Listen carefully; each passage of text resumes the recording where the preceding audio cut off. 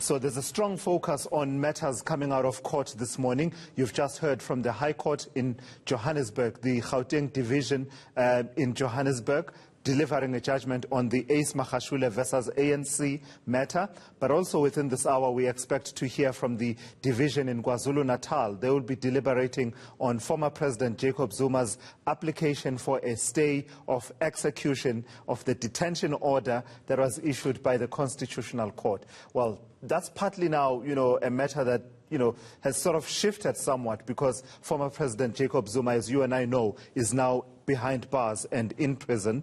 He had wanted that order to prevent him going to prison. In fact, in his arguments, he had been saying that even one day spent in jail would actually be prejudicial to him. So we've got a strong focus on that. So let's not waste any time. I've got Justice Albie Sachs on standby to talk to me, but also Thabo Shole Mashao will be speaking to me. Justice Albie Sachs will be talking on issues of the independence of the judiciary and the institutions in this country. So let's start. The application by ANC Secretary-General Ace Magashule has been dismissed with costs. The High Court in Johannesburg delivered its ruling a short while ago. Magashule was suspended in May this year after he flouted the step-aside resolution of the ANC, which dictates that members facing criminal charges should step aside, something he argues is unconstitutional and invalid. Let's speak now to political commentator Thabo Shole Mashao. He joins me now via Zoom for that conversation. So Thabo, I guess in a way the big issue that came out for me from that is an affirmation that the rules used to suspend Ace Magashule, particularly Rule 25.70, is precautionary in nature, and importantly, none of the procedures violate his rights in as far as the Constitution is concerned. That is the big issue, Thulasizwe. Good morning, and good morning to your viewers as well. It is a very important one, because now it affirms the hand of the ANC to act decisively against those who have been accused, and it endorses that 25.70, if anything else, is constitutional, as opposed to what the Secretary-General, the suspended Secretary-General, had initially argued.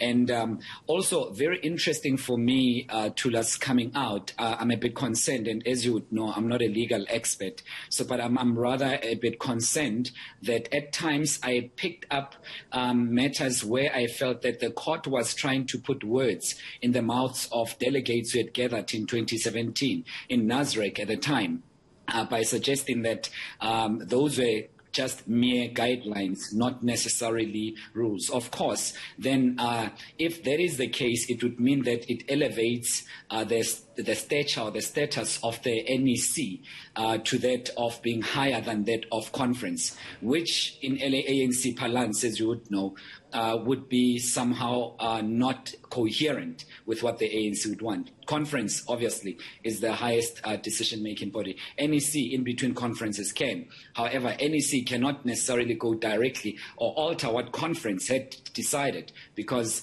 NEC is elected by conference. So it will have serious impacts on future conferences of the ANC, as far as perhaps delegates would want to pronounce themselves extremely clearly, so that the elected NEC doesn't come back and alter and create rules that were not necessarily expressed by broader conference. Politically, where does this leave Ace Magashule, Thabo? He's weakened. ANC 2, Ace Magashule 0. 2 as in the first score was suspending the SG. The second one is the court outcomes. It means that he is weaker.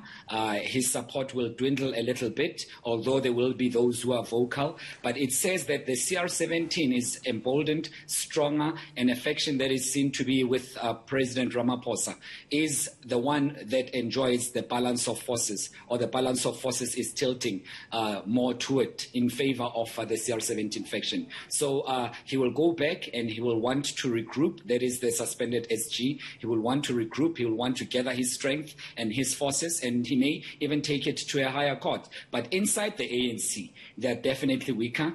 They were in a general ward of the hospital. Now they're getting into ICU.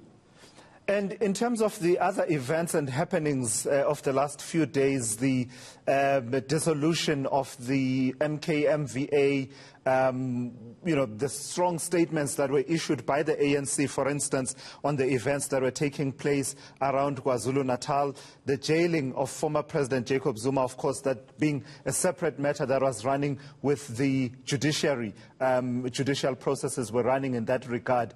Where does this leave the ANC on this trajectory of renewal and sort of trying to recast themselves in the eyes of South Africans as a party that will brook no nonsense in as far as corruption and lack of respect for the rule of law is concerned? I mean, you saw that statement, and I'll be discussing it with discussing the part of the thesis there with Justice Albie Sachs in a moment, where the ANC affirms and says, actually, there's this notion that says this constitution was imposed on us. It wasn't. We chose this constitution consciously.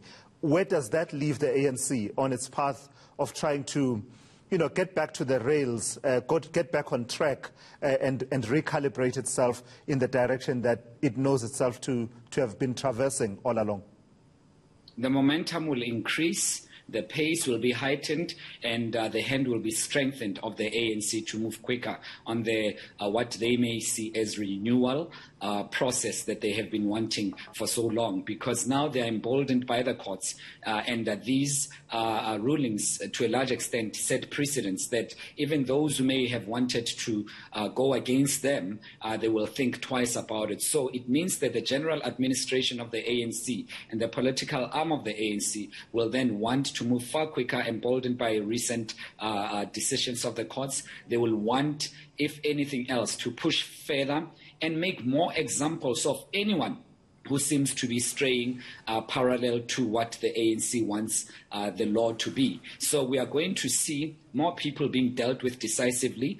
However, we are also going to see a little bit of rebellious structures coming out, being vocal against the ANC. But the ANC will have the law on its side at this present moment. So they will take advantage of the prevailing mood as far as the law is concerned, as far as judgments are concerned, as far as renewal project and the firm hand that has been strengthened of the CR17 faction. So we are going to see more people being dealt with decisively, like we have seen with Karl Niehaus of recent. But how worried should the ANC be about reports of protests that are starting to happen particularly in parts of KwaZulu-Natal, for example, around the issue of former President Jacob Zuma being jailed? We saw some visuals coming through of parts of a highway being blockaded, and we are hearing reports of protests in some parts this morning. The ANC said there wasn't the widespread revolution, as it were, that had been threatened by some supporters of the former president. But should they still be worried about there will be pockets, about the fact that there will be pockets of this pushback? They should be worried about pockets, but not too much. The ANC, as you know, Thulas, is the elephant. It moves very quickly. It must try to move a bit faster now in sending some of its prominent leaders to quell the fires in those pockets where there has been a rebellion or people erupting and protesting against the incarceration of former President Jacob Zuma. At the present moment, they might send some leaders to quell the fires, but it is not necessarily a national outbreak, as we all know at this present moment. But to ignore it, it's also tantamount to being aloof to what's happening on the ground. They must give it attention, but not whole attention, as it were, because there is a bigger program, and the bigger program is unity and renewal, and without necessarily being agitated by what's happening on the side, but giving it sufficient and warranted appropriate attention. Thabo Shole Mashao, I've got to thank you for sharing your insights and your views with me here on All Angles.